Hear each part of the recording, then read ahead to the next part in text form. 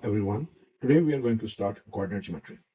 Sorry मैं थोड़ा सा लेट हो गया वीडियो अपलोड करने में because this is the last month before the CIE exams और बहुत बच्चे जो हैं obviously मेरे से जो पढ़ रहे हैं उनका मेरा स्केड्यूल बहुत टाइट हुआ है, मैं लेट फारिग होता हूँ तो इस वजह से मैं इसको रेगुलर अपलोड नहीं कर पा रहा, but I will try my best कि मैं अब रेगुलर हो जाऊँ, डेली बेसिस पे एक गुड टॉपिक की वीडियो जो है वो अपलोड कर दूँ। अच्छा जी कोऑर्डिनेट ज्योमेट्री। कोऑर्डिनेट ज्योमेट्री एक वो टॉपिक है जो आजकल ज्यादातर पेपर वन में भी आ रहा है, पेपर टू में भी आ रहा है, लेकिन पेपर वन में इसकी इशू ज्यादा है, पेपर वन में चांसेस ज्यादा है कि पेपर वन में आए। अब कोऑर्डिनेट ज्योमेट्री है क्या? कोऑर्डिनेट ज्योमेट्री का जो क्वेश्चन है वो 4 to 5 मार्क्स का आता है। इसका एक पार्ट है जिसको परपेंडिकुलर बाइसेक्टर का जो पार्ट, जो परपेंडिकुलर बाइसेक्टर, इसमें एक चीज है जो सेक्शन है परपेंडिकुलर बाइसेक्टर का, वो 4 मार्क्स का होता है। ये कोई लाइन वो 3 से 4 मार्क्स की होती है। तो टोटल इसका क्वेश्चन कोई कभी कभार 6 मार्क्स का, कभी 8 मार्क्स का, पेपर टू में आ जाए तो 8 मार्क्स का आ जाता है, पेपर वन में हो तो ये 4 to 6 मार्क्स का आता है।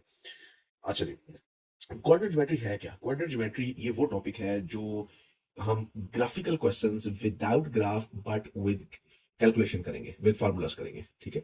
इसमें बहुत हमें कैलकुलेटर की जरूरत नहीं होती। And one thing I want to mention, जो कि मैं हमेशा अपने स्टूडेंट्स को कहता हूँ कि try your level best to use the minimum calculator. Calculator use ना करें। Try your make your mental math best. आपको अपनी मेंटल मैथ अच्छी करनी है, बिकॉज मेंटल मैथ अच्छी होगी तो आपका मैथ ऑटोमेटिकली अच्छा हो जाएगा, आपका इंटरेस्ट पैदा होगा मैथ के अंदर।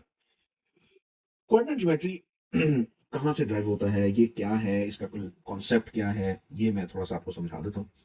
देखिए मैं एक कुछ पॉइंट्स बना रहा हूँ।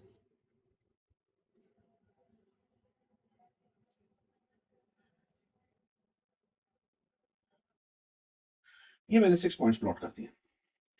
अब जब मैं इनको ज्वाइन करूंगा इन पॉइंट्स को, तो ये एक लाइन बन गई, एक लाइन क्रिएट होगी। ये जो रेड पॉइंट्स हैं, ये इस लाइन के ऊपर लाई कर रहे हैं and they are connected to each other. अब ये जो पॉइंट्स हैं, इन्हीं पॉइंट्स की हेल्प से हमने मिड पॉइंट, हमने इसकी लेंथ ऑफ अ लाइन, जिसको हम डिस्टेंस बिटवीन 2 पॉइंट्स भी कहते हैं, gradient, equation of a line, perpendicular bisector, ये सारी चीजें निकालनी है। In this video I will explain each and everything in detail, ताकि आपका कभी भी कोई क्वेश्चन मसला ना करे। और मैं कुछ क्वेश्चंस भी आपके साथ करूंगा यहाँ, ताकि आपको क्वेश्चन अटेम्प्ट करने की भी समझ हो और आपको पता हो कि क्वेश्चन कैसे अटेम्प्ट करना है। और मैं वो पास पेपर्स के क्वेश्चंस करूंगा, ठीक है, और लेटेस्ट पास पेपर्स के। और दूसरी बात कि जो क्वाड्रेटिक ज्योमेट्री के जो पास पेपर्स के क्वेश्चंस हैं, वो मोस्टली वर्ड प्रॉब्लम्स टाइप होते हैं। अब बहुत से बच्चे जो मैंने देखा है बच्चों के अंदर, कि वो वर्ड प्रॉब्लम टाइप क्वेश्चन को देख के वैसे ही कंफ्यूज हो जाते हैं। भाई वो कोई ऐसा इशू नहीं है, उसमें कोई ऐसा प्रॉब्लम नहीं है, उसमें उसने आपको एक डिटेल दी होती है क्वेश्चन की, एक आप ये समझ लें कि कुछ कहते हैं इंफॉर्मेशन दी होती है क्वेश्चन की, जिसकी आपने जो इंफॉर्मेशन आपने यूज करके क्वेश्चन सॉल्व करना होता है। तो इसमें कोई भी घबराने वाली बात नहीं है। सबसे पहले मैं बात करूंगा मिड पॉइंट की। अब मिड पॉइंट क्या है? देखिए मैं एक लाइन बनाता हूं जिसका मैं नाम दे देता हूं, ये पॉइंट ए है और ये पॉइंट बी है। मैं एक लाइन बनाता हूं, उसका लाइन का नाम मैं एस दे देता हूं, टी दे देता हूं, या ए बी लाइन, जो भी आपने करना कर। उसका एक मिड पॉइंट होता है जिसको मैं रेड पॉइंट से मेंशन कर रहा हूं, दैट इज, और इसको मोस्टली वो एम से प्रेजेंट करता है। जरूरी नहीं है कि वो एम से ही करे, लेकिन मोस्टली वो एम से ही करता है, ठीक है, कैपिटल एम से, या फिर वो सी से भी कर देता है। It's just an examiner choice. उसने आपको ए के कोऑर्डिनेट्स दिए हैं। कोऑर्डिनेट्स क्या होते हैं कि अगर मैं एक ग्राफ है और ये वन है, ये वाई टू है, ऑब्वियसली ये वाई एक्सिस होता है, ये एक्स एक्सिस होता है, तो ये जो पॉइंट है, इसके जो कोऑर्डिनेट्स हैं 1, 2। हमेशा याद रखना है कि जो कोऑर्डिनेट्स होते हैं उनका फॉर्मेट एक्स कॉमा वाई होता है। हमेशा पहले एक्स लिखा जाता है, लेफ्ट पे एक्स होता है, फिर कॉमा राइट पे वाई होता है। इसी तरह बी के भी एक्स कॉमा वाई होंगे। तो जब एक क्वेश्चन के अंदर आपको ए और बी के कोऑर्डिनेट्स दिए होंगे, तो वो कुछ ऐसे होंगे। मैं कहता हूँ लेट्स सपोज उसने दे दिया आपको 1, 3, एंड दिस वन इज 5, 8। ठीक होगा जी? आप कह रहे होंगे जी स्ट्रेट लाइन है तो वाई एक्सिस तो सेम रहेगा। वो एक्सेस से कोऑर्डिनेट सेम रहेंगे। ये मैं बस एक एग्जांपल बता रहा हूँ, इसमें मैं कोई बहुत ज्यादा परफेक्ट एग्जांपल और उसको हर चीज को एक्यूरेसी के साथ नहीं कर रहा, ये मैं वैसे समझाने के लिए क्वेश्चन कर रहा हूँ। अभी हम इसका आगे मिड पॉइंट का उसमें पासवर्ड पर से भी क्वेश्चन करते हैं। मिड पॉइंट निकालने के लिए अब ए और बी ये दो पॉइंट्स एक लाइन पे दिए, मैं कहता जी इसका मिड पॉइंट निकालते हैं। मिड पॉइंट किसका निकालना है? ए बी का, बिटवीन ए एंड बी, ठीक है, इसका mid point. To find the mid point of this A B line, और जो भी लाइन का नाम है, उसके लिए हमारे पास एक फार्मूला है which you have to remember always, and that formula I am going to write here, x1 plus x2 divided by 2, comma y1 plus y2 divide by 2। Now what is x1, what is x2, what is y1, what is y2, वो मैं आपको बता देता हूं। अगर आप ये ए point देखें 1 एंड 3, तो जो 1 है दिस इज x1, कॉमा, और जो 3 है ये y1 है। क्यों y1 है? Because there are 2 points. तो इसी तरह b का जो है ये x2 हो जाएगा, ये y2 हो जाएगा। वैसे तो नॉर्मली ये x, y होते हैं, लेकिन जब दो पॉइंट्स आ जाए तो उसको फिर हम नाम दे देते हैं, नीचे छोटा सा लिख देते हैं x1, और नीचे y के नीचे लिख देंगे छोटा सा 1। ये पता लग जाएगा कि ये y1 है और ये y2 है। और कई बच्चे हैं वो y2 को या x2 को इस तरह भी लिख देते हैं, ठीक है, या इस तरह भी लिख देते हैं, विच इज रॉन्ग, बिकॉज ये x² बन जाता है, ये x2 जो है ये 2x बन जाता है, तो एग्जामिनर इसमें आपके मार्क्स काट सकता है। तो बेहतर है कि आपने इसको छोटा सा नीचे लिखना है, y के और x के। Now put this values in the formula which I am going to do now. अब x1 क्या है जी आपका? This is 1 plus x2 is 5 divided by 2, comma, y1 is 3 plus y2 is 8 divided by 2. So from here I get 6 divided by 2. From here I get 11 divided by 2. So my final answer for m is 3, comma, 11 divided by 2 is 5.5. इसको हमने decimal में ही लिखना होता है, fraction में ना दें, decimal में बेहतर है। सो अगर मुझसे कोई पूछे कि जी मेरा मिड पॉइंट क्या है ए बी का, तो मैं कहूंगा 3, 5.5, मतलब कि x पे m3 है और y पे m 5.5 है, क्योंकि जो फॉर्मेट होता है कोऑर्डिनेट का, जो पॉइंट का, वो x, y होता है। मतलब पहले x लिखते हैं, फिर कॉमा, फिर y लिखते हैं हमेशा। This is a standard format in coordinate geometry. ये तो एक सिंपल क्वेश्चन था कि आपको दो पॉइंट्स दिए हुए थे, उसका मिड पॉइंट निकालना था। तो जनाब ये फॉर्मूला आपने याद रखना है, this one always, this is the formula for the mid point.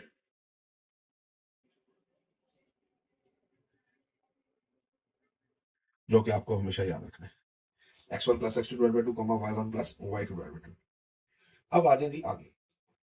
अब इसी मिड पॉइंट के अंदर एक और टाइप का भी क्वेश्चन आता है, जहां आपको उसने मिड पॉइंट दे दिया होता है। इस केस के अंदर वो आपको मिड पॉइंट दे देता है, और कोई एक जो ए और बी में से एक जो पॉइंट है वो अननोन रखता है। लेट्स सपोज मैं कहता हूं कि जी मेरे पास एक पॉइंट है ए, जिसको मैं कहता हूं x, 3, और एक मैं पॉइंट कहता हूं मेरे पास है बी, ठीक है, जिसको मैं कहता हूं 5, y, ठीक है जी। और साथ उसने मिड पॉइंट क्वेश्चन के अंदर दे दिया है, उसने कहा है जी the mid point of A and B is 6, 8, ठीक होगा। कहता find the value of x and y, मतलब ये जो x है ये ला, और जो b के अंदर जो y है ये हमने निकालना है। नाउ मैंने जैसे आपको बताया था कि x1 प्लस, अगर आप ये फॉर्मूला देखें, x1 plus x2 divide by 2, ये मुझे क्या आंसर दे रहा है? If you look at this, ये मुझे x एक्सिस, मुझे मिड पॉइंट का x कोऑर्डिनेट दे रहा है। इसी तरह जब मैं y1 plus y2 divide by 2 करता हूं, तो ये मुझे मिड पॉइंट का y कोऑर्डिनेट दे रहा है, ठीक हो गया। अब मुझे पता है कि जब मैं अपने x कोऑर्डिनेट्स को ऐड करूंगा, पॉइंट इन ए और बी पॉइंट में से x कोऑर्डिनेट्स को ऐड करूंगा और डिवाइड बाय 2 करूंगा, तो मेरे पास बेसिकली वो x coordinate of mid point आएगा। So let's do it. x plus 5, ये 5 कहां से आया? दिस वन, b का x coordinate which is x2 basically. So a का x क्या है? x ही है, उसको एज इट इज लिख देंगे, डिवाइड बाय 2। ये चीज किसके इक्वल होगी? अभी मैंने बताया कि ये x coordinate of mid point की होगी, which is 6। So from here I will get the value of x। सो मैं क्रॉस मल्टीप्लाई करूंगा, ये 12 बन जाएगा उधर जाके, ठीक है, दिस बिकम 12, 5 उधर जाके माइनस हो जाएगा। So x is basically 12 minus 5 and x is equal to 7, ठीक है जी। सो x आपका 7 आ गया। इसी तरह जब वो y की बात करेगा, तो मैं y को भी इधर जो है y1 plus y2, now what is y1? 3 plus what is y2? y divide by 2। ये किसके इक्वल होगा? y coordinate of mid point which is 8। ये देखिए, this one, 8. So now again cross multiply. So 2 8 is 16. Now bring the 3 on the right side. So 16 minus 3 is 30. That's it. So y is 13, x is 7. So अब मुझे अगर पूछे कि what is the value of x and y in a and b, so I will say my a points are, ये ले जो points है ये है जी 7, 3, और जो b में ये वाला जो पॉइंट है this will become 5, 13. That's it.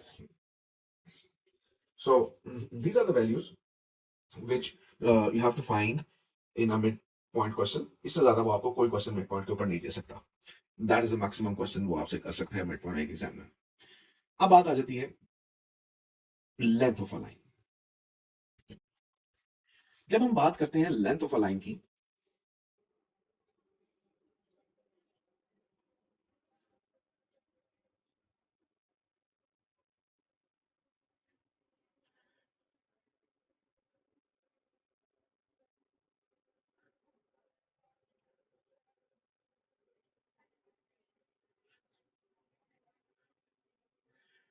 तो लेंथ ऑफ अ लाइन में बेसिकली हम क्या कर रहे हैं, लेंथ ऑफ अ लाइन जिसको हम डिस्टेंस बिटवीन टू पॉइंट्स भी कहते हैं.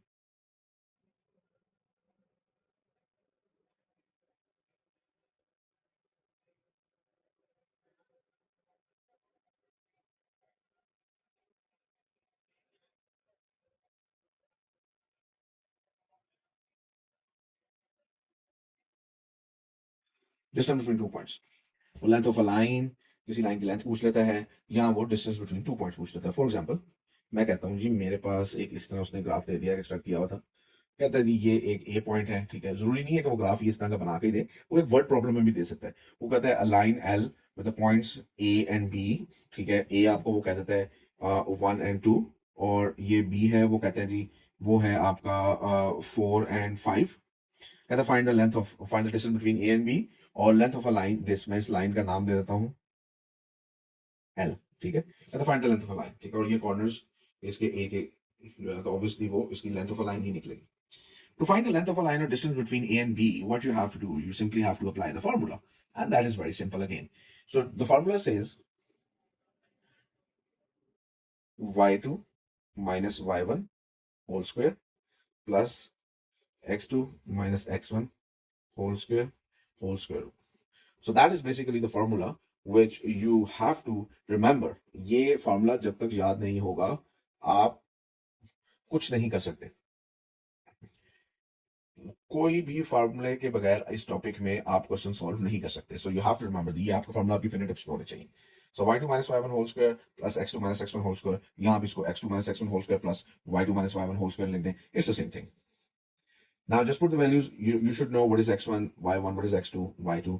मैं इधर दोबारा मेंशन कर देता हूँ कि मैंने आपको पीछे मिड पॉइंट में भी बताया है कि ये x1 है, ये y1 है. This is x2, y2. Just put in the values in the formula and you will get your answer. So I'm going to put the values here, which is y2 is 5, y1 is 2 whole square plus x2 is 4 minus x1 is 1 whole square root. So it's going to be 3 square plus 3 square whole square root. 9 plus 9 is 18. First take the square. 3 square is 9 plus 3 square is 9. So it's going to be under root 18 is my answer. So under root 18 is the answer for the length of a line L, or the distance between the 2 points A and B. That's it.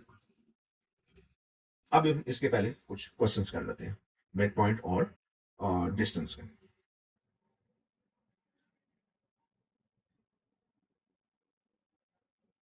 पहले एक simple वाला question कर लें mid point का, और फिर जो है हम दूसरा करते हैं. क्वेश्चन नंबर 4 says, ये सारे पास्ट पेपर्स के क्वेश्चन हैं by the way. Question number 4 says A is the point -2 and 3 and B is the point 4 and 5. Find the coordinates of the midpoint of AB. आपने midpoint of AB के coordinates निकालने हैं. Very simple. आपको A और B के points दिए हुए हैं. 1 मार्क्स का क्वेश्चन है और वो मार्क आपका फॉर्मूला का है. और वो फॉर्मूला क्या है जी, मैंने आपको पहले बताया है. x1 plus x2 divided by 2, comma y1 plus y2 divided by 2. So just put in the values. You know this is x1, this is y1, and this is x2, and this is y2. ठीक है जी. अब find the coordinates of the midpoint of A and B, so just put in the values. What is x1? -2. What is x2? 4 divided by 2, comma, y1 is 3, y2 is 5. Oh, so it's going to be 2 by 2, comma, 8 by 2. So my answer is 1, comma, 4. This is very simple question, एक mark का question है, formula apply करना है, और formula कौन सा है जनाब, वो ये वाला फॉर्मूला है, x1 plus x2 divide by 2, y1 plus y2 divide by 2, that's it. अब आ जाए एक वो वाला क्वेश्चन जो कि मैंने बताया है कि दूसरी कैटेगरी का क्वेश्चन है जिसमें मिड पॉइंट दिया होता है और आपने दूसरा कोई जो है एक पॉइंट निकालना होता है। मिड पॉइंट का पॉइंट नहीं, सिंपल पॉइंट निकालना होता है। वो ये है, AB is a line segment. AB is a line segment joining A and B. A के points are -2 and 5, and B is 1, 3. B is the midpoint of a line segment AC. Now B is basically the midpoint, right? Find the coordinates of the C. हमें midpoint दे दिया गया है, which is 1, 3. Now let's start. वो कहते हैं जी ये एक line है, उसके ऊपर एक लाइन सेगमेंट है जो कि ए और सॉरी ये सी है, और ये इसका जो मिड पॉइंट है दिस इज बी, ठीक है, जिसको मैं ब्लैक से चलेंगे, ठीक हो गया जी। Now the coordinates for the mid point which is mentioned by B is 1, 3। A के क्या है जी, -2, 5, और सी के हमें नहीं पता, जिसको हम x, y ले लेंगे। मैंने x, y क्यों लिखा, बिकॉज पॉइंट जो है वो हमेशा x, y के फॉर्मेट में होता है, स्टैंडर्ड, ये स्टैंडर्ड फॉर्मेट है। Now apply the formula again, so it's going to be x1 plus x2 divided by 2 equals to the x coordinate of the midpoint, which is 1. इसी तरह y1 plus y2 divided by 2 equals to the x coordinate of the midpoint, which is 3. From here, you multiply 2 into 1 is 2. Bring the -2 on the right side. So from here, you get x equals to 4. ठीक है, जब ये इधर आ जाएगा, ठीक है, और 2 जगह 2 मल्टीप्लाई बाय 1 is 2, और -2 हो जाकर 4 हो जाएगा। अच्छा जी, उसके बाद अगेन मल्टीप्लाई 2 with 3 is 6, 5 उधर जाके माइनस हो जाएगा, so y equals to 6 minus 5, which is 1. So y equals to 1. So my coordinates are 4, 1. That's it. तो c के coordinates क्या हो गए, 4, 1. अब आ जाए जी आगे, जिसमें वो बात करता है length of A B is √t, find the value of t। ये 2 मार्क का क्वेश्चन है, इसमें लेंथ का फॉर्मूला लगना है, जो कि मैंने आपको पहले भी बताया है कि distance of a line, distance between 2 points और लेंथ ऑफ अ लाइन, उसका फॉर्मूला जनाब वो ये है, which you have to remember by heart always. Y2 minus y1 whole square plus x2 minus x1 whole square whole under root. So whole square root under root is the same thing. Now I'm going to apply the same formula here because I have the points A and B, -2 and 5, and B is ये दिए हुए हैं, ये देखें, B is 1 and 3. So just plug in the values of these points in the formula. First of all, write the formula.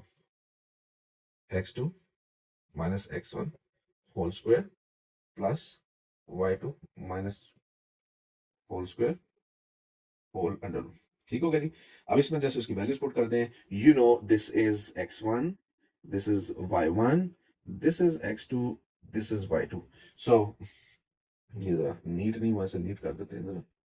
Basically this is x1, this is y1, this is x2, this is y2. So now what is x2? 1 minus x1 is -2. हमेशा मैंने इसकी value bracket में लिखा करें, ये आपको help करती है माइनस को अप्लाई करने में। Plus y2 is 3 minus y1 is 5, so under root. So this 1 minus, अच्छा पहले तो आपने माइनस माइनस प्लस हो गया, so this will become 1 plus 2 is 3, 3 का स्क्वायर प्लस 3 minus 5 is -2 का स्क्वायर पॉजिटिव 4 हो जाएगा, बिकॉज माइनस का स्क्वायर पॉजिटिव हो जाता है, तो दिस विल बिकम 4, ठीक है। 3 square is 9, so basically this will become under root 13, because 9, 3 square is 9 plus 4 is 13, so my answer is under root 13. That's it.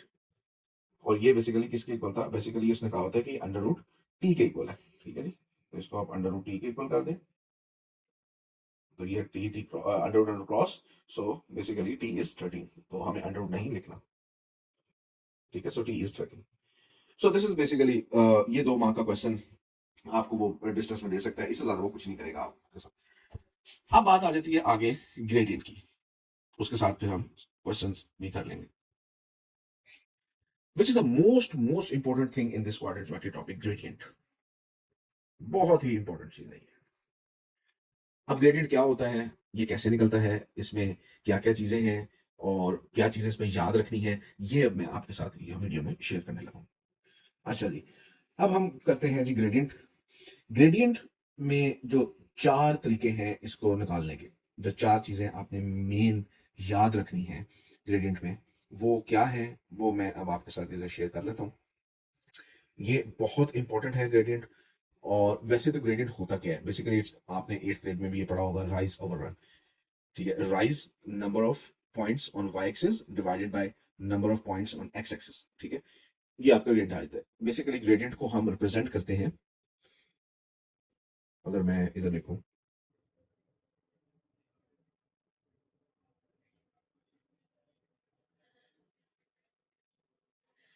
तो ग्रेडियंट जो है उसको हम छोटे एम से, स्मॉल लेटर एम से रिप्रेजेंट करते हैं।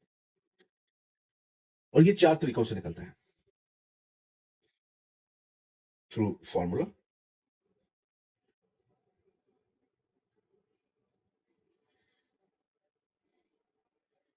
Parallel lines,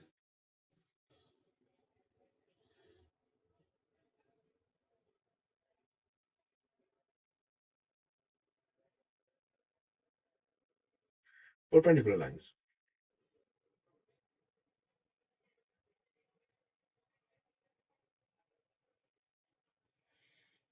and through an equation.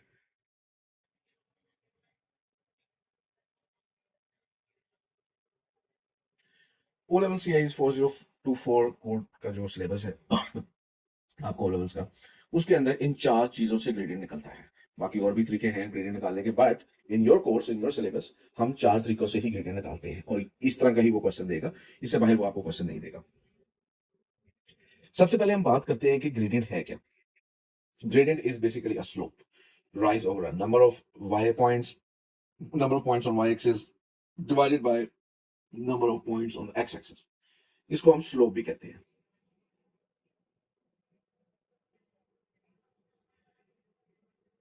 Because अगर एक slope, ये slope line है, इसका ही gradient निकलेगा। अदरवाइज जो अगर आपके पास कोई और मतलब के लाइन आ जाए या ऐसा कुछ हो जाए, ठीक है, तो उसमें फिर वैसे तो वो नॉर्मली आपको जो है वो ग्रेडियंट स्लोप का ही देता है ज्यादातर। अगर वो आपको कुछ ऐसा दे दे जिसमें आपने हमेशा ये याद रखना है कि अगर वो आपको पैरेलल टू वाई एक्सिस दे दे, अब ये तो मैंने जरा थोड़ी सी रफ सी बना दी, मैं जरा थोड़ी सी नीट बना देता हूँ।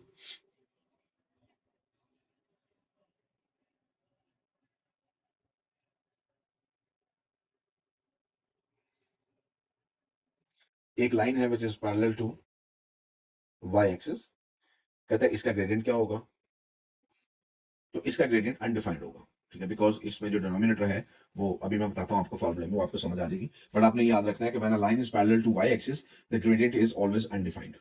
इसी तरह चूंकि ये एक्स एक्सिस है और ये वाई एक्सिस है, when a line is parallel to X axis like this, मैं ये रेड से प्रेजेंट करता हूँ, so the gradient is always zero. So remember this thing, when the line is parallel to x-axis, the gradient is always zero. When the line is parallel to y-axis, the gradient is always undefined. ये बहुत rare chance होता है कि वो आपको ऐसा question दे दे जिसमें वो आपसे ये चेक कर ले। नॉर्मली वो क्वेश्चन आपको जो मैंने ये 4 पॉइंट्स बताए हैं इसी में ही पूछता है। अब इसको हम कर लेते हैं।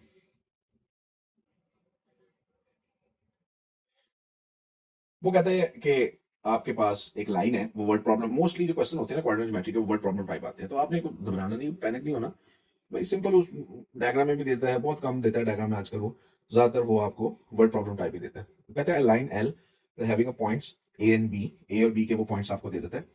मैं चले बना देता हूँ। कहता है एक लाइन है, उसके ऊपर एक पॉइंट है ए विच इज 3,4, और कहता है एक पॉइंट है बी विच इज 6,7। ठीक है, यहाँ चले इसको आप 8 कर लें, 9 कर लें। ठीक है जी, कहता है find the gradient of this line. इस लाइन के ऊपर अगर उसने 10 पॉइंट्स भी दिए हुए हैं ना, मैंने तो अभी सिर्फ ए और बी लिखा है, अगर वो सी पॉइंट भी दे देता है, वो डी भी दे देता है, वो ई भी दे देता है, कोई भी पॉइंट दे देता है, आपने just have to pick 2 points. आपने सिर्फ 2 पॉइंट उठाने हैं, कोई भी उठा लें, will get the same answer. मैं कहता हूँ जी इसके ऊपर एक और पॉइंट भी था सी, इसके ऊपर एक और पॉइंट भी था डी, जिसके कोई डिफरेंट पॉइंट्स थे, उससे कोई फर्क नहीं पड़ता। आप सी डी के पॉइंट्स उठा लें, आप डी बी के पॉइंट्स उठा लें, आप बी डी के पॉइंट उठा लें, आप ए डी के पॉइंट उठा लें, आप ए सी के पॉइंट उठा लें, you will get the same answer. So right now I am just giving an example. तो इसमें मैं आपको ए और बी के पॉइंट्स बता रहा हूँ। जब भी दो पॉइंट्स दिए हो लाइन के ऊपर, या उसने वर्ड प्रॉब्लम में लिखा होगा a line L having points A and B, 3 A is 3 and 4 and B is 6 and 9, find the grade of the line. तो इस केस के अंदर जब भी वो आपको पॉइंट देगा, तो इस केस के अंदर वो आपको हमेशा आपने याद रखना है कि you have to apply the formula, and the formula says m, जिसको मैंने आपको बताया कि हम ग्रेडियंट कहते हैं, रिप्रेजेंट करते हैं स्मॉल m से ग्रेडियंट को मैथ्स के अंदर, y2 minus y1 over x2 minus x1। ये वो पॉइंट्स हैं, ये वो फार्मूला है जो आपको ग्रेडियंट निकालने में हेल्प करता है, जिससे आपका ग्रेडियंट निकलता है, this formula. Now again, you know what is x1, y1, what is x2, y2. Just put in the values. So my x1 is, no, y2 is 9, my y1 is 4, divided by my x2 is 6, my x1 is 3, which is 5 divided by 3. So my m is 5 divided by 3. This is my final answer for the gradient. So अगर मुझे कोई पूछे कि gradient क्या है इस line का, तो मैं कहूँगा 5 divided by 3। ठीक हो गया जी। उसके बाद बात आती है पैरेलल लाइंस की। ये फार्मूला तो हो गया, अब बात आती है पैरेलल लाइंस की। पैरेलल लाइंस में हमेशा याद रखना है, when two lines are parallel, their gradients are always same. When two lines are parallel, मैं कहता हूं एक लाइन है ये, इसको मैं कहता हूं कि ये लाइन L है, and there is another line, this one in red color, and they are parallel to each other, और ये लाइन जो है ये S है। A line S and line L, they are parallel. Parallel lines कौन सी होती हैं? Which never meets with each other. Which never meet with each other. जो आपस में मीट नहीं करती, हमेशा वो स्ट्रेट रहती हैं और वो कट नहीं करती आपस में। तो हमेशा याद रखना है कि when two lines are parallel, their gradients are always same.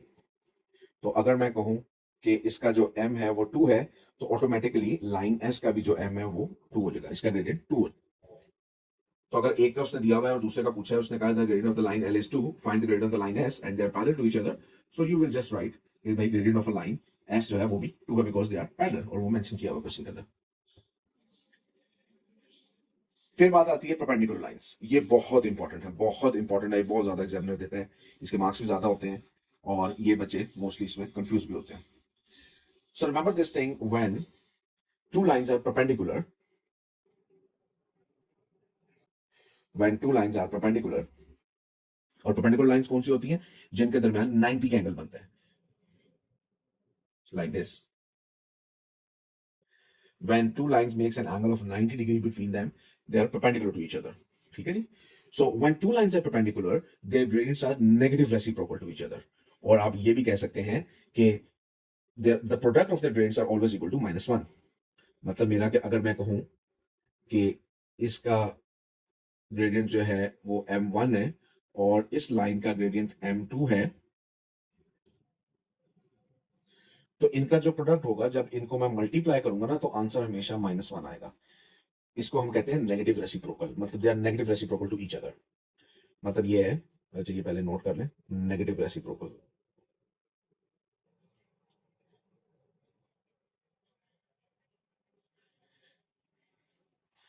इसका क्या मतलब है? इसका मतलब ये है कि भाई अगर एक m1 जो है एक लाइन का जो है, मैं कहता हूं 3 है, तो ऑटोमेटिकली क्योंकि ये मुझे पता है ये परपेंडिकुलर है, तो m2 जो है वो -1/3 हो जाएगा। तो -1/3 इज नेगेटिव रेसिप्रोकल।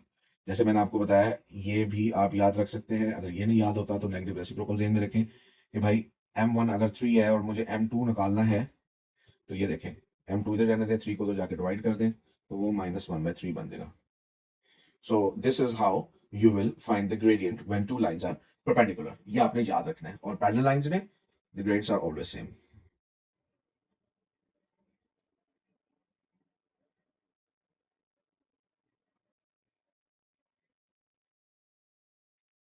आपने ये भी याद रखना है। When two lines are parallel, their gradients are always same.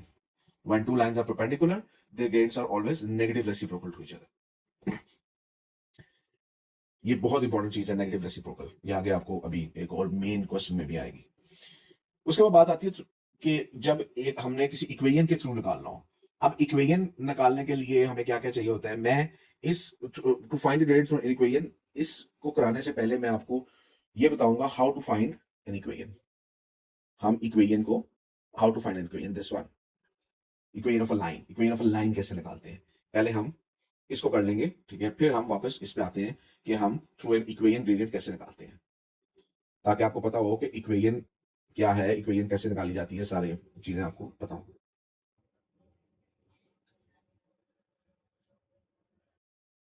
To find equation of a line of a linear line, ठीक है। लीनियर लाइन कौन सी होती है? स्ट्रेट लाइन, जिसमें कोई पावर शावर नहीं होती, सिंपल।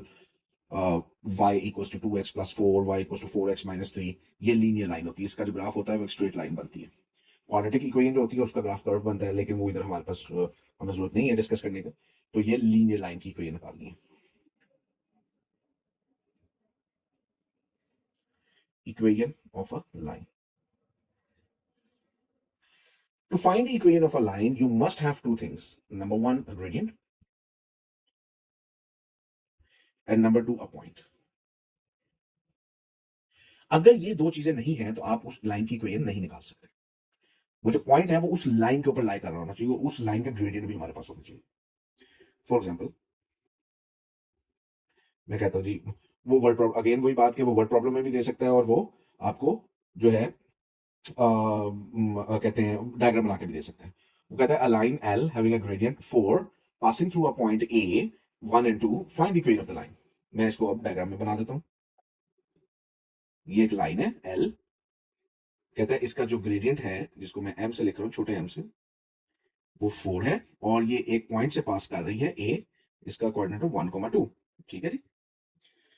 कहता है find the equation of this line. To find the equation of a linear line, to find the equation of a line, remember a straight line. Remember this thing, you should always know the formula, which is y equals to mx plus c. ये एक formula भी है, ये एक format भी है कि आपकी जो लीनियर इक्वेशन होती है वो हमेशा y equals to mx plus c के फॉर्मेट में होती है। अब इसमें जो सबसे पहला स्टेप है वो ये है कि you have to find the value of c, and to find the value of c you should have y, this m, this x, और वो है हमारे पास। अगर हम पॉइंट देखें तो ये हमारे पास x है, कॉमा ये y है, and this is my m। So I will just put in the values and get the value c। Let's do it. So मैं y की जगह 2 डालूंगा, इक्वल्स टू m की जगह 4 डालूंगा, x की जगह मैं 1 डालूंगा, प्लस c, इधर से आ गया 2 इक्वल्स टू 4 प्लस c। सो 4 मैं लेफ्ट साइड पे ले जाऊंगा, and my c is -2। So once I find the value of c, just put in the value of c and m again in y equals to mx plus c and find the equation। क्योंकि जो आपकी equation होती है वो हमेशा y equals to mx plus c के format में होती है, तो उसमें x और y आता है। तो जब मैं इसको c की वैल्यू मैंने ले ली, अब मैं इसको दोबारा इसके अंदर डालूंगा। So this will become y equals to m is 4x as it is plus -2। So my final answer is 4x -2। लें जनाब, ये आपकी जो है equation आ गई, equation of a line। So the main thing which you have to remember in finding an equation is y equals to mx plus c। उसमें सबसे पहला स्टेप क्या है? You have to find the value of c।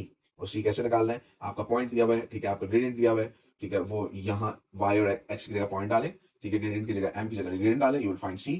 ठीक है, उसके बाद आप वही c की वैल्यू दोबारा y equals to mx plus c में डालें with the value of m, and you will get the equation like this.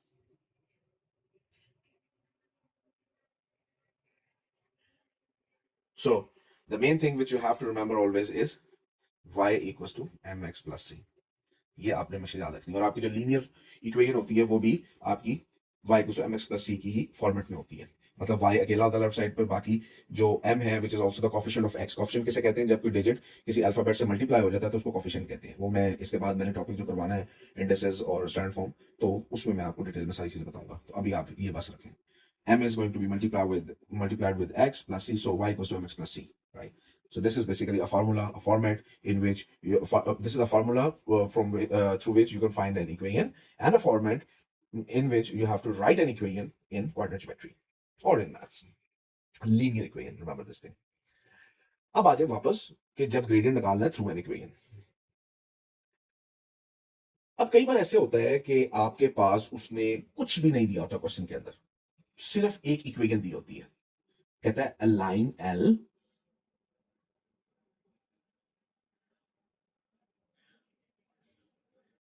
with equation y equals to 4x minus 5। कहता है जी एक ये लाइन है, उसकी कोई दी हुई है, कोई ये ग्राफ के ऊपर स्केलिंग नहीं दी हुई कि इधर y1 है, इधर x1 है, इधर x2 है, कुछ नहीं दिया हुआ, कुछ भी नहीं दिया हुआ। सिर्फ एक ये एक्सट्रैक्ट बनाया हुआ, ग्राफ एक्सट्रैक्ट किया हुआ है, और उसमें एक लाइन बनाई हुई है, या वर्ड प्रॉब्लम में लिखा हुआ है कि जी line with having an equation y equals to 4x minus 5, find the gradient of this line. अब ग्रेडियंट निकालने के लिए वेरी सिंपल, जब कुछ ना दिया हो, कोई पॉइंट नहीं दिया हुआ, कोई ये नहीं कहा हुआ कि ये किसी के पैरेलल है, कोई किसी के परपेंडिकुलर, कुछ नहीं दिया हुआ, सिर्फ एक इक्वेशन दी हुई है इस लाइन की, और कहा हुआ इसका ग्रेडियंट निकाल दे। Whenever you have a situation like this, just compare it with y equals to mx plus c. Just compare this equation with y equals to mx plus c. So from here, you will get your gradient, which is m. So if somebody asks me, what is the gradient of this line? So I will say m equals to 4. ठीक हो गया जी? So you can find m equals to 4. You can find the gradient through an equation when nothing is given.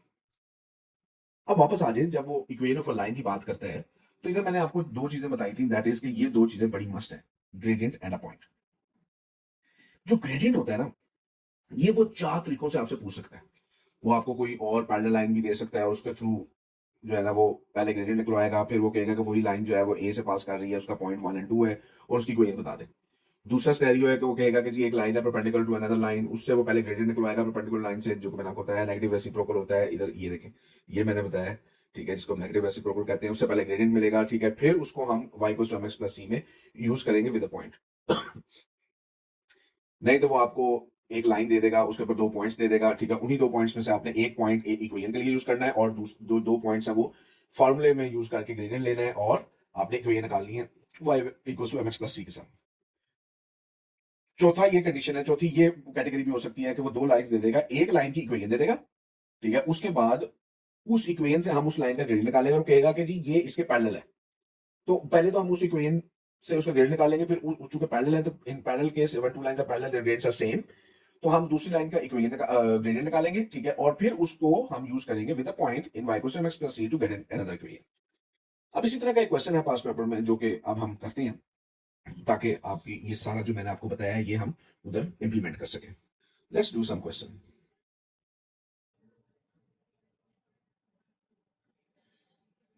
Let us find the equation of the line perpendicular to AB that passes through A. Give your answer in the form of y equals to mx plus c. अच्छा, एक चीज मैंने आपको मैं भूल गया आपसे share करना, दैट इज कि जब वो थ्रू एन इक्वेशन आपसे पूछता है कि find the gradient through an equation, तो ये तो इक्वेशन बड़ी सिंपल थी ना, इस तरह की एक इक्वेशन दी हो और कहा उसका ग्रेडियंट बता दे, तो you just have to compare it y equals to mx plus c, और इधर से आप m ले लें, basically the coefficient of x, जो कि यहाँ ये देखिए ये 4 है, तो वो आपका ग्रेडियंट है। कई बार ये भी होता है कि आपको वो थोड़ी सी कॉम्प्लिकेट इक्वेशन दे देता है, let's suppose like this, 2y equals to 3x minus 9। अब इस केस के अंदर आप कहेंगे सर ये तो y equals to mx plus c से कंपेयर ही नहीं हो रही, बिकॉज ऑब्वियसली वो 2y है। तो इस केस के अंदर बेटा हमेशा याद रखना है, you have to keep the y alone, make y subject. इसका क्या मतलब है, you have to bring the two on the right side. अच्छा, अब बहुत से बच्चे ये भी गलती कर देते हैं, करते तो वो ठीक है अपनी तरफ से, इस तरह ये बिल्कुल ठीक है मैथ्स में अलजेब्रिकली, लेकिन यहां ये हमें यूजफुल नहीं है हमारे लिए। So what we are going to do, we are going to divide this 2 individually with 3x and 9. So basically this will become 3 by 2x minus 9 by 2. Now compare it with y equals to mx plus c, and from here you will get m equals to 3 by 2. This is your gradient. तो ये वो case है कि जहां थोड़ी सी equation जो है वो मुश्किल आ जाए, या थोड़ी सी मतलब वो y अकेला ना हो, वो 2y something equals to 3y जो भी, so you just have to convert this into y equals to mx plus c first, then compare it with y equals to mx plus c. Now let's do that question. इधर गया, ये आ गया पास paper का question है, हम कर लेते हैं। Find the equation of a line perpendicular, जिसमें हमने पहले इसी क्वेश्चन का पहले हमने मिड पॉइंट और डिस्टेंस भी निकाला है, लेंथ भी निकाली है। अब हम इसी की इक्वेशन ऑफ लाइन की जो है, लाइन ए बी की हम जो है इक्वेशन निकालने लगे। Find the equation of the line perpendicular to A B that passes through A. अच्छा, अब उसने बता दिया कि जी मैंने आपको क्या कहा था कि जी इक्वेशन किसी भी लाइन की जब निकालनी हो तो हमें दो चीजें चाहिए होती हैं। नंबर वन ग्रेडियंट, ये याद रखना आपने हमेशा, इसके बगैर इक्वेशन नहीं निकलेगी। दूसरी चीज हमें जो चाहिए वो पॉइंट। अब यहां तो वो पॉइंट आपको खुद दे देगा, यहां वो कुछ वर्डिंग ऐसी यूज करेगा like this, that passes through a, मतलब कि वो ए से पास कर रही है, तो उस लाइन के ऊपर कि मतलब कहता है कि जी ये लाइन है, ठीक है, और वो एक पॉइंट ए से पास कर रही है, और वो ए पॉइंट क्या है, वो आपको इसी क्वेश्चन में ऊपर दिया हुआ है, -2,5। इधर वैसे -2 तो नहीं होता, लेकिन मैं वैसे एक एग्जांपल दे रहा हूँ आपको, ठीक है, चले इसको हम उधर लिख लेते हैं, बना लेते हैं।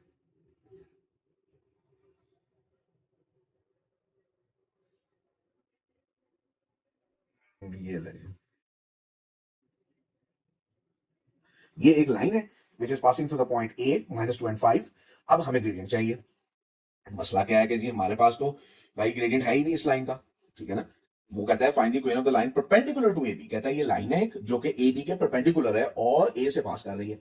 पॉइंट तो हमारे पास मिल गया, मसला पड़ गया ग्रेडियंट का। नाउ अब हमने देखना है कि उसने एक वर्डिंग यूज की है दैट इज परपेंडिकुलर। ये जो इसने कहा है find the equation of a line perpendicular to AB, ये जो परपेंडिकुलर टू एबी है ये हमें अब हेल्प करेगा। अगर हमारे पास ए बी का ग्रेडियंट हो, ठीक है, ए बी लाइन का ग्रेडियंट हो, ये लाइन ए बी नहीं है, याद रखना है, वो बेशक ए पॉइंट से पास कर रही है, लेकिन ये लाइन ए बी नहीं है, ठीक है। अगर हमारे पास ए बी का ग्रेडियंट हो और हमें पता है कि ये जो लाइन है जिसकी हमने इक्वेशन निकालनी है, जो मैंने ये रेड रंग की लाइन बनाई है, ये उसके परपेंडिकुलर ए बी के, तो अगर हमारे पास ए बी का ग्रेडियंट हो तो हम उसका नेगेटिव रेसिप्रोकल लेके इस रेड लाइन का भी ग्रेडियंट ले लेंगे, because it is mention that this line जिसका इक्वेशन निकालनी है ये परपेंडिकुलर है ए बी के। सो first of all find the, अब देख रहे हैं 4 मार्क का क्वेश्चन है, तो ऑब्वियसली उसने आपसे वर्किंग करवानी है। So first of all you have to find, ये मैं रेज कर रहा हूं, first of all you have to find the gradient of A B. तो इधर आप लिख लें अपनी वर्किंग में।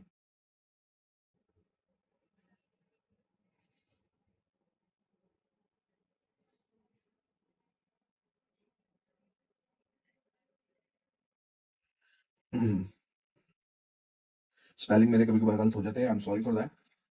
आपको तरीका आना चाहिए स्पेलिंग के, इतना कोई मसला नहीं होता। अच्छा जी, इसको मैं नीट लिख कर लूँ, gradient of A B. I hope आपको मेरी राइटिंग समझ आ जाती होगी, टैब के ऊपर थोड़ा सा डिफिकल्ट होता है टाइप करना। Gradient of A B.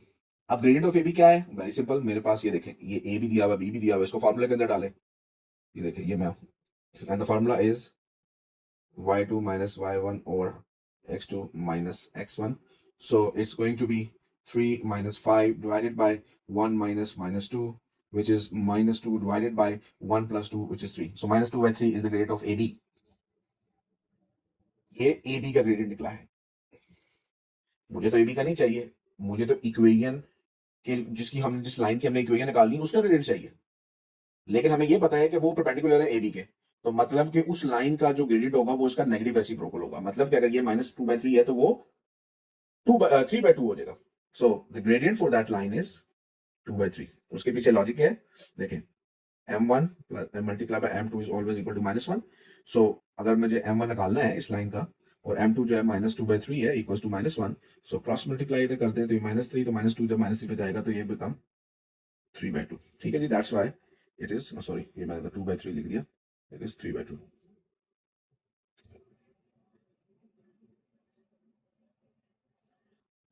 This is a negative reciprocal. ठीक हो गया जी।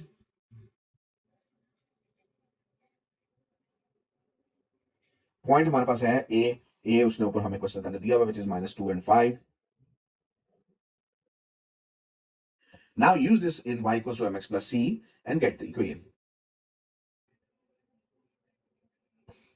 So that's going to be 5 equals to m हमारे पास 3/2 आ गया है।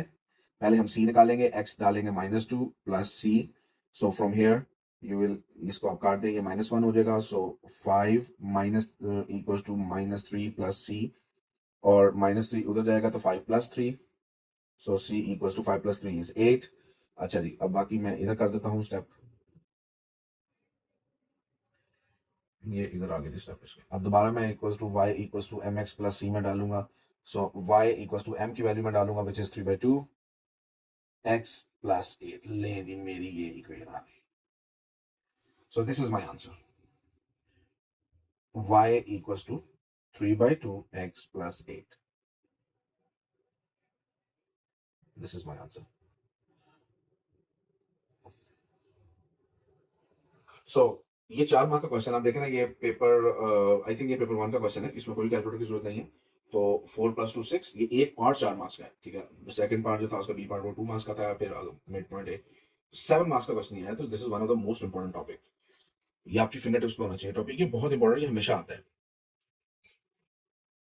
तो उसने देखे कितना आपको घुमा फिरा के पहले ग्रेडियंट निकलवाया ए बी का, फिर उसको परपेंडिकुलर बाइसेक्टर लिया क्योंकि वो यूज करना था हमें उस लाइन के लिए। उसके बाद पॉइंट जो था उसने कहा कि दैट पासेस थ्रू ए, तो वो हमने -2 and 5 यूज किया, और फिर उसको अगेन y = x + c में यूज किया, और हमने उसकी इक्वेशन निकाली। So the final answer is y = 3/2x + 8।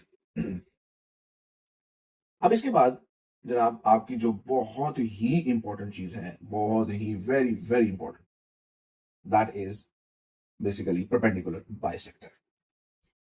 अब परपेंडिकुलर बाइसेक्टर आजकल बहुत ज्यादा जो है ये पेपर 1 में आ रही है, पेपर 2 में भी आ रही है, ठीक है। तो ये आपको इसका कॉन्सेप्ट क्लियर होना चाहिए। बच्चों को इसका कॉन्सेप्ट क्लियर नहीं है, मोस्टली बच्चे इसमें कंफ्यूज ही रहते हैं कि ये परपेंडिकुलर बाइसेक्टर क्या है। ये बहुत इजी चीज है, ठीक है, लेकिन इसको टैकल कैसे करना है, इसको इसका क्वेश्चन कैसे, क्योंकि इसका 4 से 5 मार्क का क्वेश्चन कंफर्म होता है। अगर वैल्यूज थोड़ी सी बड़ी हो तो वो 6 मार्क्स पे भी चला जाता है, 5 मार्क्स पे चला जाता है। पेपर 1 में आ जाए तो ये 4 मार्क्स का कंफर्म इसका पार्ट होता है। अच्छा, इस परपेंडिकुलर बाइसेक्टर से पहले मैं आपको एक छोटी सी चीज बताना चाहता हूँ, दैट इज इंटरसेक्टिंग पॉइंट। ये भी अक्सर क्वेश्चन जो है पास्ट पेपर्स में आए हुए हैं कि how to find intersecting point, intersecting point क्या होता है और इसको कैसे निकाला जाता है। इस इंटरसेक्टिंग पॉइंट के साथ कुछ दो चार चीजें और भी हैं, वो भी मैं आपसे डिस्कस करना चाहता हूँ before we start perpendicular bisector. और वो कुछ इस तरह है कि पहले तो हम इंटरसेक्टिंग पॉइंट का देख लें।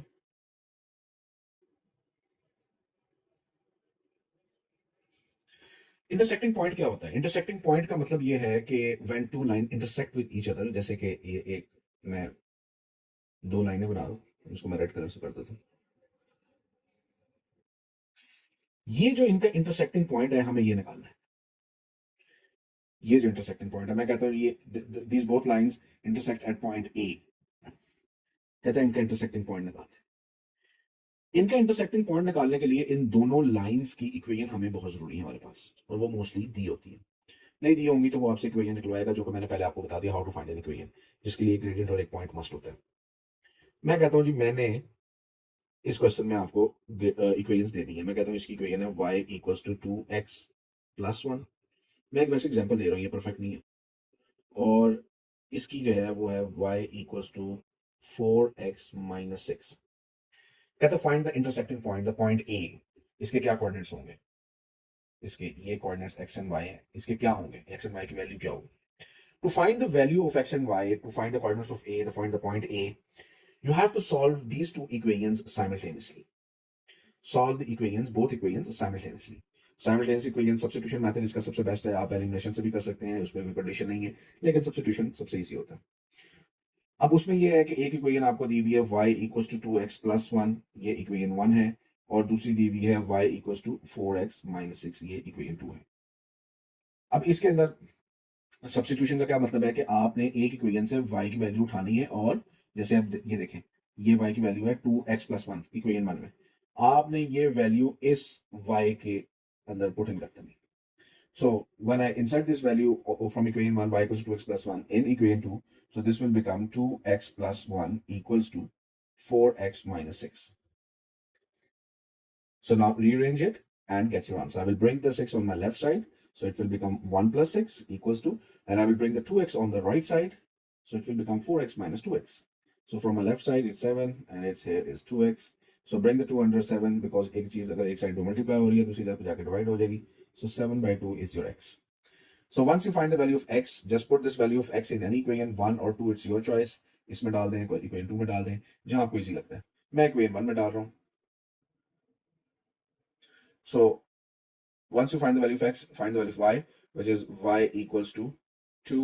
अब मैं इस x की जगह, ये जो x है ये ला, इसकी जगह मैं 7/2 जो मैंने अभी निकाला है वो डालूंगा, +1. So y = ये 2 से कट गया, so 7 + 1, so y = 8. So my points for a is 7/2, 8, जिसको हम अगर डेसिमल में लिखें तो 3.5 ब्रैकेट कोमा 8, ये आपका इंटरसेक्टिंग पॉइंट आ गया। तो ये भी एक बहुत इंपॉर्टेंट चीज है, ये अक्सर वो आपको दे देता है। आई थिंक मैं एक बच्चे को टॉपिकल में से करवा रहा था क्वेश्चन, तो उसमें मेरा ख्याल है वो 22 या 23 का क्वेश्चन था, ईयर 23 का, पेपर वन का, तो उसमें ये क्वेश्चन आया हुआ था, पेपर वन या पेपर टू जो भी था। उसके बाद कुछ चीजें और आपने इसमें हमेशा याद रखनी है कि वाई एक्सिस पे जो एक्स होता है वो हमेशा जीरो होता है, और एक्स एक्सिस पे जो वाई होता है वो हमेशा जीरो होता है। इसका क्या मतलब है? इसका मतलब है ये है कि ये देखें, ये एक ग्राफ है और एक लाइन है, वो इस तरह कट कर रही है। तो हमेशा याद रखना है on Y axis your x is always zero, ये जो पॉइंट होगा वो 0, होगा। और on x axis and on x axis your y is always zero. Remember this thing, जब भी एक लाइन एक्स एक्सिस को कट करती है तो उधर वाई जो होता है वो जीरो होता है, और जब वो लाइन, कोई भी लाइन या वही लाइन जब वाई एक्सिस को कट करेगी तो वहां एक्स जीरो होगा। एंड यू नो कि वाई एक्सिस कौन सा है, ये वाई एक्सिस होता है जो कि वर्टिकल होता है, और जो हॉरिजॉन्टल होता है ये एक्स एक्सिस होता है। ठीक है जी, तो ये भी चीज आपने हमेशा याद रखनी है। ये बहुत इंपॉर्टेंट चीज है। ठीक है, इसका एक क्वेश्चन है जो मैं अभी आगे आपको करवाता हूँ, बल्कि हम कोशिश करते हैं कि हम अभी कर ही लेते हैं वो क्वेश्चन।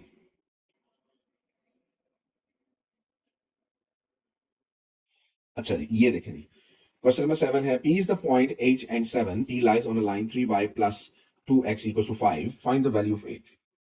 कहता है P एक पॉइंट है H and 7 जो कि इस लाइन के ऊपर लाई कर रहा है, ठीक है, और find the value of H। जब भी ऐसा क्वेश्चन आ जाए तो देखें, ये जो P पॉइंट है ना, H, 7, तो ये क्या है? ये बेसिकली H जो है ये x है और y जो है वो 7 है। So I will just put the values of x and y in this equation. So y की जगह मैं 7 डाल दूंगा, प्लस 2 इंटू एक्स की जगह मैं h डाल दूंगा, equals to 5.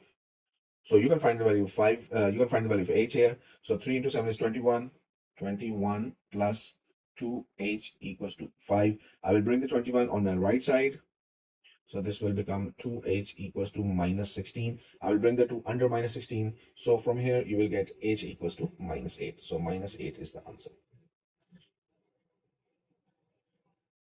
बाकी बी पार्ट में उसने वही perpendicular line, line L is perpendicular line this and passes through point, वही सेम क्वेश्चन जो पहले हमने भी किया। तो ये मैं एक आपको करवाना चाहता था। तो हमेशा रिमेंबर दिस थिंग कि जब भी कोई लाइन एक्स एक्सिस को कट करेगी तो वहां वाई जो है वो आपका जीरो होगा, और जब वो एक्स एक्सिस को कट करेगी, वाई एक्सिस को कट करेगी तो वहां एक्स जीरो होगा। ठीक है, ये चीज आपने हमेशा याद रखनी है। बाकी जब मैं आपको ग्राफ के ऊपर वीडियो बनाऊंगा तो उसमें मैं आपको डिटेल में ये एक्सप्लेन कर दूंगा कि व्हाट इज बेसिकली ये जो आपका जितना भी जो एक लाइन जो कर्व कोई भी जितनी इस तरह की जितनी भी चीजें हैं वो मैं डिटेल में वहां एक्सप्लेन करूंगा। Let's do perpendicular bisector question.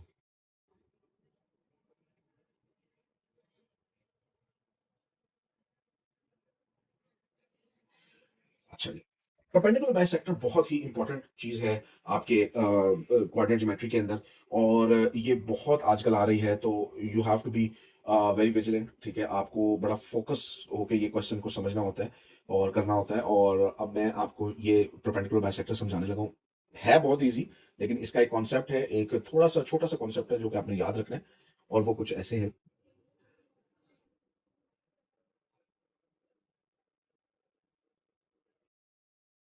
Perpendicular by sector, मैंने परपेंडिकुलर के बाद वर्ड लिखा है बाय सेक्टर।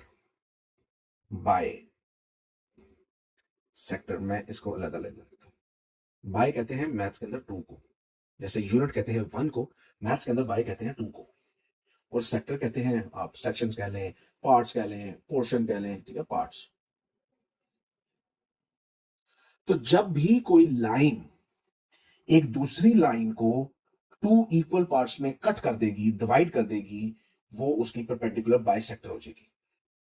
एक लाइन होती है सिंपल परपेंडिकुलर, जैसे कि मैं कहूं कि जी these two lines are perpendicular, why उनके दरमियान 90 का एंगल है, तो मैं कहूंगा जी ये दो लाइनें परपेंडिकुलर है। लेकिन जब मैं ये कहूं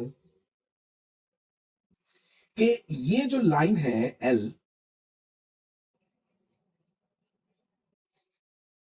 ये ब्लैक लाइन को टू इक्वल पार्ट्स में डिवाइड कर रही है, ये रेड लाइन जो है ब्लैक लाइन को टू इक्वल पार्ट्स में डिवाइड कर रही है, तो वो परपेंडिकुलर बाइसेक्टर कहलाएगी। तो ये जो रेड लाइन है ये परपेंडिकुलर बाइसेक्टर हो जाएगी।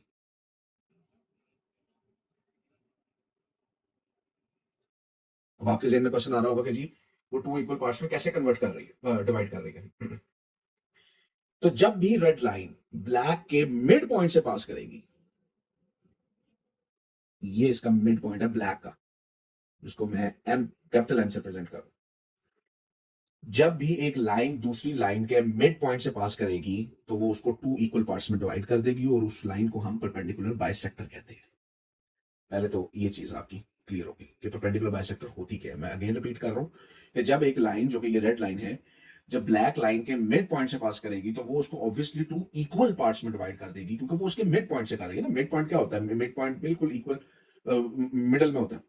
तो वो ब्लैक लाइन का मिड पॉइंट है, ठीक है। और रेड लाइन जब उस मिड पॉइंट से, ग्रीन पॉइंट से पास कर रही है ब्लैक लाइन के मिड पॉइंट से, तो वो ब्लैक लाइन को टू इक्वल पार्ट्स में डिवाइड कर रही है। वो परपेंडिकुलर तो है बिकॉज उनके दरमियान 90 का एंगल है, लेकिन वो उसके मिड पॉइंट से भी पास कर रही है, तो वो परपेंडिकुलर बाइसेक्टर कहलाएगी। अब आप इस चीज पे नोट करें कि जो मिड पॉइंट है, जो एम है, ये बेसिकली ब्लैक लाइन का तो मिड पॉइंट है ही है, लेकिन मैं ये भी तो कह रहा हूं ना कि जो रेड लाइन है, जो परपेंडिकुलर बाइसेक्टर है, वो एम से भी पास कर रही है। तो इसका क्या मतलब हुआ कि जो मिड पॉइंट एम है वो ब्लैक पे भी लाई कर रहा है और वो रेड लाइन पे भी लाई कर रहा है। तो एम पॉइंट तो ब्लैक लाइन का तो है ही है मिड पॉइंट, वो तो उस पर लाई कर ही रहा है, लेकिन वो रेड पे भी लाई कर रहा है बिकॉज परपेंडिकुलर बाइसेक्टर, वो रेड लाइन बनेगी उसी वक्त जब वो उसके मिड पॉइंट से पास करेगी। तो इसका क्या मतलब है कि जी एम पॉइंट जो है वो रेड लाइन पे भी है और ब्लैक लाइन पे भी है। That is the main concept which you have to remember always, कि जो परपेंडिकुलर बाइसेक्टर है वो जब दूसरी लाइन को कट करता है तो वो उसके मिड पॉइंट से ही पास करती है वो लाइन। अब वो आपसे क्या करेगा, इसी तरह वो आपको equation of a perpendicular bisector पूछता है, कहता है फाइंड। अच्छा, इसमें मैं थोड़ी सी आपको इन्फॉर्मेशन दे देता हूँ। वो कहता है कि जो ब्लैक लाइन है ना, इसका जो ग्रेडियंट है वो है 2, और जो इसका एम पॉइंट है वो है जी, मैं कहता हूं 2,4। कहता है find the equation of the red line. कहता है इसकी इक्वेशन निकाल दे, इसकी इक्वेशन क्या होगी, रेड लाइन की इक्वेशन क्या होगी, which is perpendicular to the black line, और ब्लैक लाइन को उसने ग्रेडियंट भी दे दिया और मिड पॉइंट भी उसने दे दिया। अगर नहीं दिया होगा तो वो आपको इसी तरह ब्लैक लाइन के दो पॉइंट्स दे देगा, ए एंड बी, ए और बी के पॉइंट्स दे देगा, ठीक है। कोई कोई भी देता है, 6 एंड 7 बी के दे देगा, 10 एंड 11 जो भी। उधर से हम पहले मिड पॉइंट निकालेंगे, ठीक है, जो कि एम होगा हमारा। वो मिड पॉइंट बेसिकली यूज होगा बिकॉज मैंने आपको बताया कि जब किसी भी चीज की कोई निकालनी होती है तो हमारे पास दो चीजें मस्ट होना जरूरी है, मस्ट, दैट इज ग्रेडियंट, और जिस लाइन की कोई निकालनी है उसके ऊपर एक पॉइंट। अब उसके ऊपर पॉइंट, जो रेड लाइन है उसके ऊपर पॉइंट कैसे आएगा भाई, उसमें तो कुछ है ही नहीं। तो चूंकि हमें पता है कि वो M mid point of A B से पास कर रहा है, ब्लैक लाइन से पास कर रहा है, तो ऑब्वियसली वो एम जो है वो रेड लाइन के ऊपर भी लाई कर रहा है, और एम जो है उसने दिया हुआ है। लेकिन कभी कभार वो ये भी कर देता है, थोड़ा सा लेंथी क्वेश्चन कर देता है, 5 मार्क का कर देता है, कि भाई वो ए बी का पॉइंट दे देता है, ठीक है, और ए बी का पॉइंट दे देता है, तो हम ए बी के पॉइंट से ग्रेडियंट तो निकाल सकते हैं, लेकिन उसको हम रेड लाइन की इक्वेशन के लिए यूज नहीं कर सकते एज अ पॉइंट। तो उसके लिए पहले हमें, क्योंकि वो परपेंडिकुलर बाइसेक्टर है, इन द केस के जहां वो परपेंडिकुलर बाइसेक्टर का क्वेश्चन हो, उसमें हम यूज नहीं कर सकते। उसमें फिर हम क्या करेंगे कि पहले मिड पॉइंट निकालेंगे ए बी का, ठीक है, वो निकाल के उस पॉइंट को यूज करेंगे परपेंडिकुलर बाइसेक्टर के लिए, क्योंकि हमने उसकी इक्वेशन निकालनी है, और ग्रेडियंट निकालने के लिए because we know they are both perpendicular to each other. तो अगर ए बी का ब्लैक लाइन का ग्रेडियंट 2 है, तो रेड लाइन का ग्रेडियंट ऑटोमेटिकली नेगेटिव रेसिप्रोकल हो जाएगा, which is -1/2, because I told you before कि when two lines are perpendicular their gradients are negative reciprocal.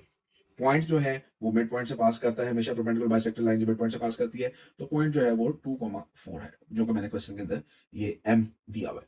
Now just apply y equals to mx plus c।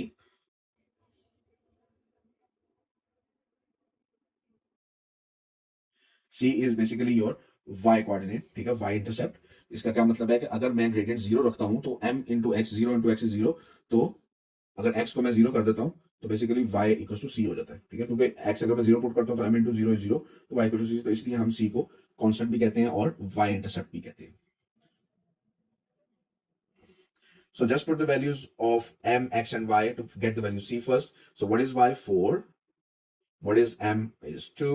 What is x is 2 plus c. So 4 equals to 4 plus c. So यहाँ हमारे पास 4 c आ गया, 4 minus 4 which is 0. So c is 0. और ये आ जाता है, कोई इसमें घबराने वाली बात नहीं कि पता नहीं गलत कर रहे हैं, कभी क्वेश्चन में ऐसा हो जाए तो आपने कंफ्यूज नहीं होना, देयर इज अ पॉसिबिलिटी कि c 0 आ जाए। अब इसके बाद once you find the value C,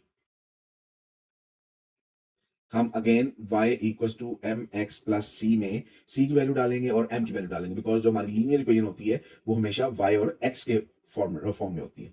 so my m is basically -1/2, because ये 2 नहीं है, हम जो इक्वेशन निकाल रहे हैं वो रेड लाइन की निकाल रहे हैं, which is a perpendicular bisector of A B.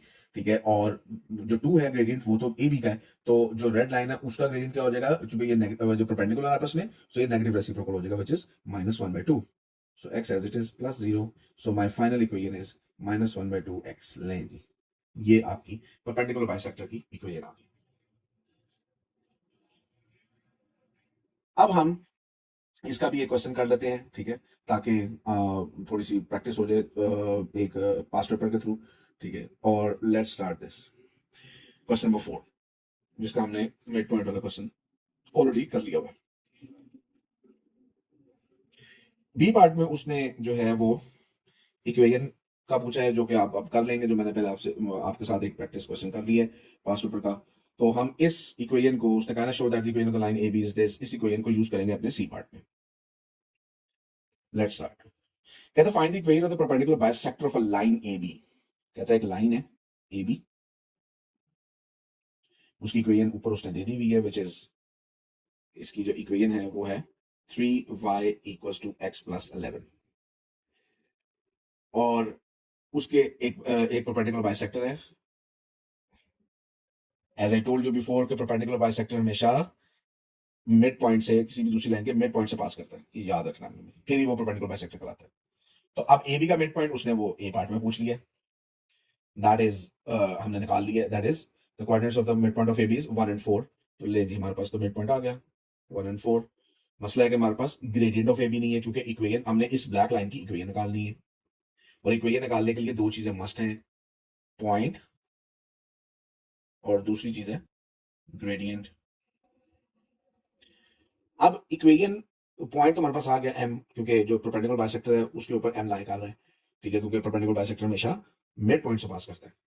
अब ग्रेडियंट कैसे निकलेगा जी, ग्रेडियंट का ब्लैक लाइन का हमें पता है कि ये परपेंडिकुलर बाइसेक्टर है, तो ऑब्वियसली ये परपेंडिकुलर, रेड लाइन और black line they are perpendicular to each other. तो अगर हमारे पास रेड लाइन का ग्रेडियंट हो तो हम ब्लैक लाइन का भी ले सकते हैं. So how to find the gradient of A B, red line. अब इसके दो तरीके, एक तो इक्वेशन दी हुई है, इधर से भी निकल सकता है, मैंने आपको बताया था जब कुछ ना दिया हो सिर्फ इक्वेशन दी हो तो उसको भी हम y को mx प्लस c से कंपेयर करके निकाल सकते हैं. और दूसरा तरीका ये है कि ए बी के पॉइंट्स उसने वैसे दिए हुए, तो हम इधर फॉर्मूला भी लगा सकते हैं. It's I will go for this one, comparing with equation. सबसे पहले तो मैं इसको फॉर्मेट इसका चेंज करूंगा, इसको y को mx प्लस c में लिखूंगा, क्योंकि मेरे जो 3y को x प्लस 1 है, तो मैं इसको बनाऊंगा y equals to x over 3 plus 11 over 3. So from here I will get 1/3x plus 11/3. So यहां मैं जब इसको y equals to mx plus c से कंपेयर करूंगा, so from here I will get m equals to 3 1/3. तो जनाब मेरा यहाँ जो मैं इधर लिख रहा हूँ m जो है वो 1/3 आ गया. बट ये जो m है ये रेड लाइन का है, मुझे तो ब्लैक लाइन का ग्रेडियंट चाहिए, but I know they are perpendicular to each other, so it is a negative reciprocal. तो ब्लैक लाइन का जो ग्रेडियंट होगा वो -3 होगा. So now I will use it in, because मुझे इक्वेशन निकालनी है, तो I will use it in y equals to mx plus c. So first of all I will find the value c, and for that I should have y, x and m. So y is 4, m is -3, x is 1 plus c. इधर से c हमारे पास 7 आ जाएगा, because -3 ये left side पे जाके 4 + 3 हो जाएगा, तो इधर 7 हो जाएगा. ठीक है, again I will use y equals to mx plus c, और y और x एज इट इज अब रहेंगे, क्योंकि इक्वेशन जो है वो हमेशा y और x के फॉर्म में होती है. m और c की वैल्यू डाल देंगे, which is -3x plus c is 7. ले जी, so my final answer is for perpendicular bisector equation of y equals to -3x plus 7. ले जी, ये मेरा आंसर आ गया. So this is basically my final answer. ले जनाब, this is all your coordinate geometry. ठीक है, और कोई चीज अगर मैं मिस कर गया हूँ, आई डोंट थिंक सो मैंने कोई चीज मिस की है, तो मैं इंशाल्लाह वो आपको किसी और वीडियो में जो है वो करवा दूंगा. बट आई थिंक कि मैंने सब कुछ इसमें एक्सप्लेन कर दिया है, एंड आई होप कि आपको बहुत अच्छी तरह से समझ भी आ गया होगा. फिर भी if you have any issue just let me know in your comments. ठीक है, आप कमेंट में मुझसे पूछ लें। ठीक है, कोई मसला है, कोई इशू है, आप मुझे ईमेल भी कर सकते हैं, आप मुझे जो है कमेंट भी कर सकते हैं। और मैंने अपनी तरफ से पूरी कोशिश की है कि मैं आपको फुली डिटेल्ड ये टॉपिक आपको समझाऊं, बिकॉज आपने खुद ही देख लिया है। ये देखें, जैसे कि ये अब कितने मार्क का, 3+3, ये देखें, 3, 3, 6, 6+1, 7, ये 7 मार्क का क्वेश्चन है। और इसमें कोई कैलकुलेटर की मैंने यूज नहीं किया, इसमें जरूरत पड़ती नहीं, तो मोस्टली ये आजकल अब पेपर 1 में ही आता है।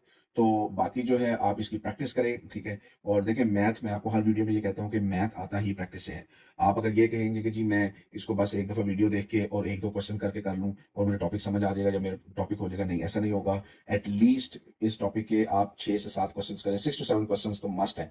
डिफरेंट टाइप्स के, एक परपेंडिकुलर बाइसेक्टर का करें, इक्वेशन ऑफ लाइन का करें, मिड पॉइंट का करें। ठीक है, 2-2, 4-4 क्वेश्चन हर जो इस टॉपिक के अंदर जितनी भी चीजें हैं उनके 2-2, 4-4 क्वेश्चन करें, तो इंशाल्लाह वो टॉपिक आपका पक्का हो जाएगा और आपको फिर प्रॉब्लम नहीं होगी। फिर जब जैसे ही सारे टॉपिक्स हो जाएं, तो लास्ट 2 वीक्स में या लास्ट 1.5 वीक में आपने कोई 10 से 12 पेपर 1 और पेपर 2 रोजाना, मतलब डेली एक पेपर 1, डेली एक पेपर 2 आपने करना है। तो and you can easily get an A star as long your preparation is good, as long you're practicing daily, topic by topic आप कर रहे हैं, और जो जो टॉपिक्स आप करते जा रहे हैं उनको आप उसको टॉपिकल के थ्रू पास्ट पेपर्स की प्रैक्टिस भी करते जाएं ताकि वो भूले ना। बाकी इंशाल्लाह I will try my best to upload new topic video every other day. तो अगर बीच में कुछ डिले आ जाए तो I am sorry for that, because आपको पता है कि बच्चों के एग्जाम्स हैं and I am very busy with them. तो इंशाल्लाह, but I will try my best कि मैं डेली एक टॉपिक की वीडियो इसी तरह डिटेल एक्सप्लेन करके अपलोड कर दिया करूँ। ठीक है जी, इंशाल्लाह see you in the next video. अल्लाह हाफिज।